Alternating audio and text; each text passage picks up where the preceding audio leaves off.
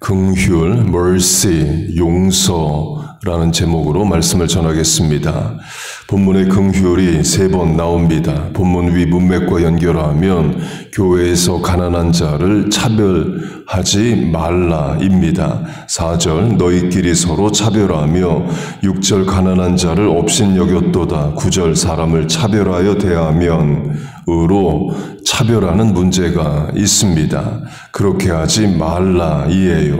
긍휼과 연결하면 긍휼히 대하라 입니다. 그러면서 긍휼히 대하지 않으면 하나님이 심판하신다. 그러나 긍휼히 대하면 심판을 면하게 하시겠다를 말합니다. 예수님의 산상수훈으로 하면 긍휼히 여기는 자는 긍휼히 여김을 받으리니 이고 에베소서 4장으로 하면 서로 인자하게 대하며 불쌍히 여기며 서로 용서하기를 하나님이 그리스도 안에서 너희를 용서하심과 같이 하라 이에요. 긍휼은 하나님의 성품입니다. 성경에 110번 이상 하나님이 긍휼하시다가 나옵니다. 이 사람은 하나님의 형상, image and likenes이기 때문에 하나님의 성품, 속성을 공유합니다. 사람이 하나님의 성품을 가질 수 있어요. 긍휼, 사랑, 온유, 오래 참음 등은 하나님의 성품이면서 사람도 가질 수 있는 성품입니다.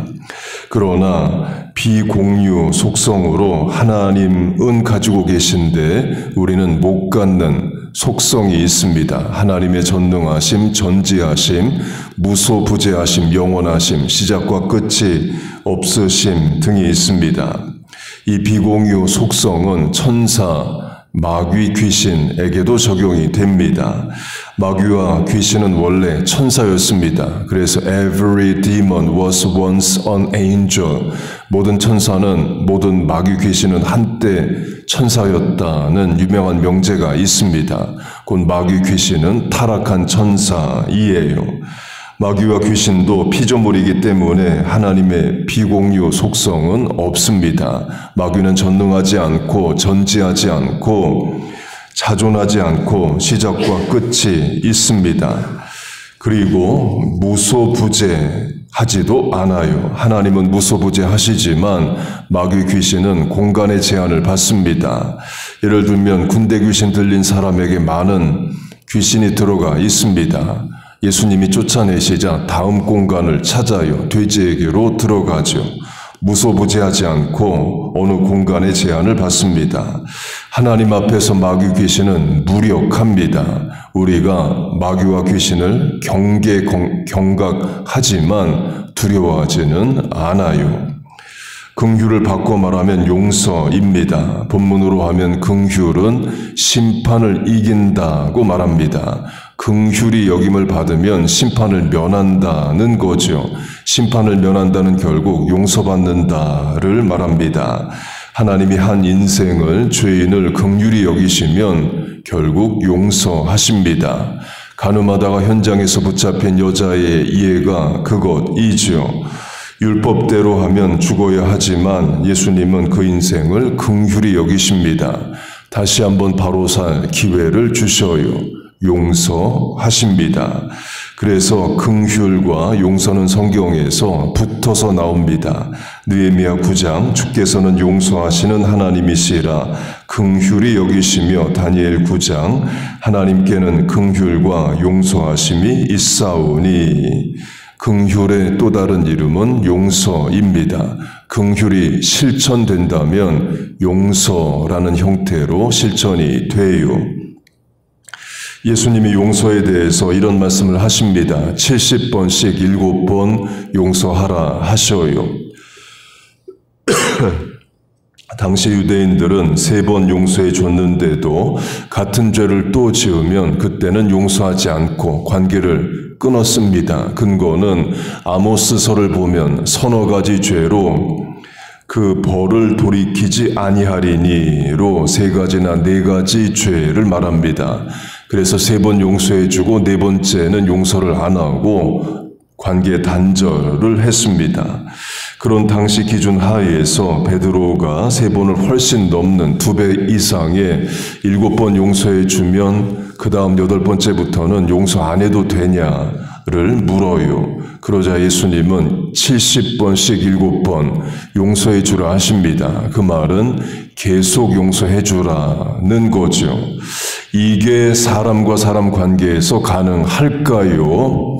가능합니다. 그런데 이 관계에서 가능합니다. 부모 자녀 관계에서 가능해요.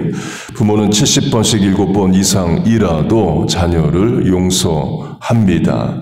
자녀를 긍휼히 여기는 마음이 있기 때문에 그래요. 남편 아내는 70번씩 7번 용서 못할 수 있습니다. 형제 사이에서도 70번씩 7번 못할 수 있어요. 탕자 형은 탕자를 용서 안 하죠.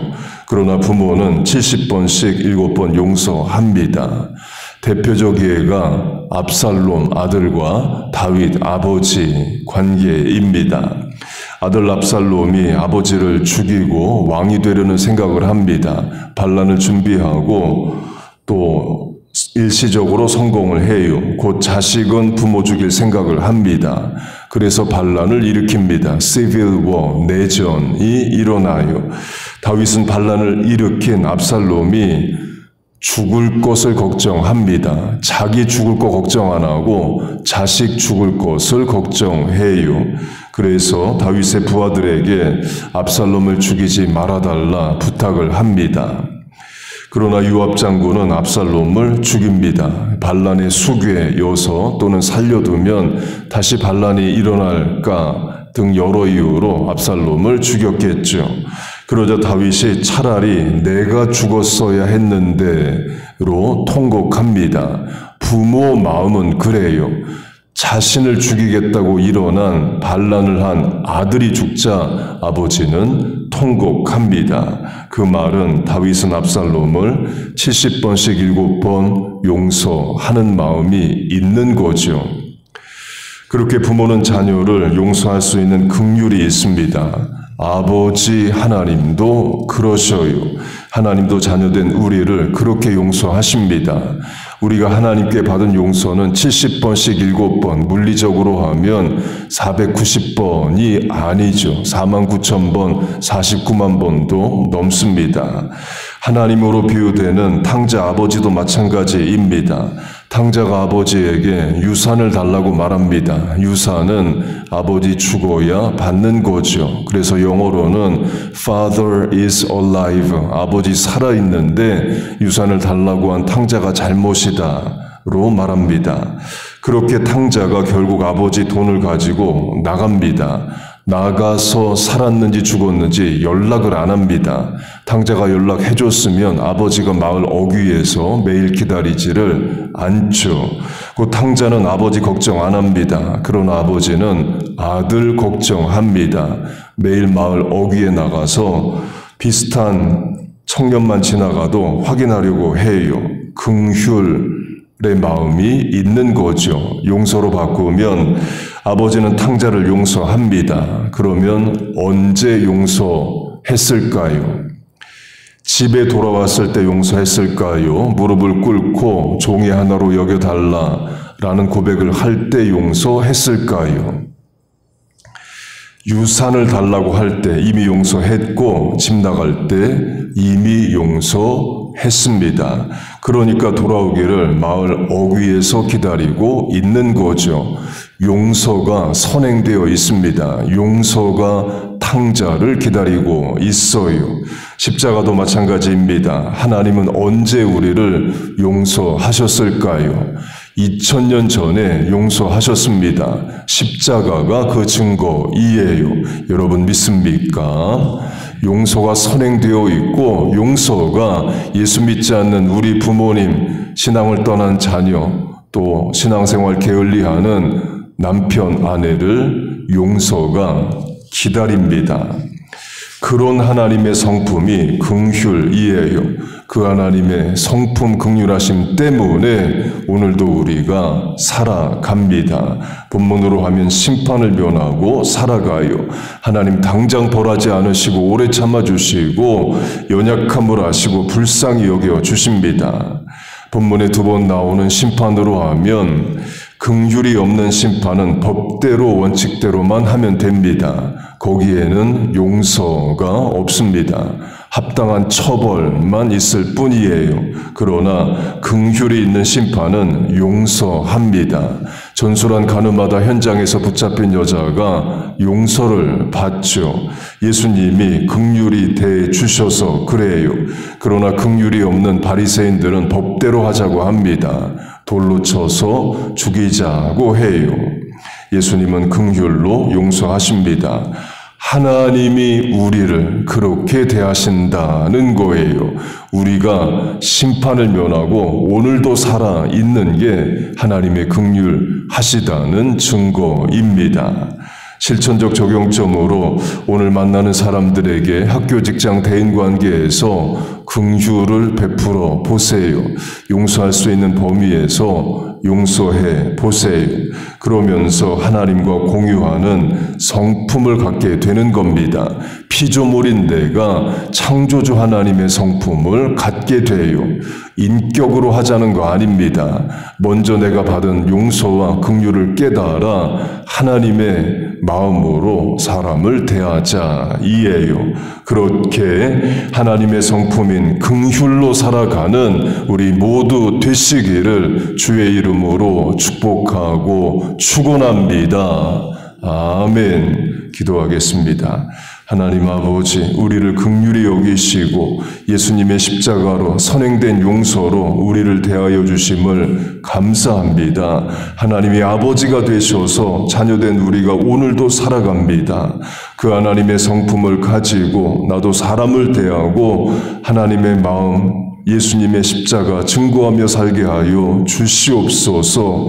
하나님의 긍휼 밖에 용서 밖에 있는 부모님, 배우자, 자녀들, 전도대 상자들 구원하여 주시옵소서.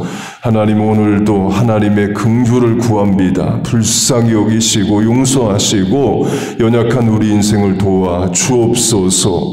마음의 소원을 만족해 하시고 계획하는 일들 하나님 형통케 하여 주옵소서. 문제 난제를 해결하시고 하나님이 정답과 응답과 해답이 되어 주옵소서.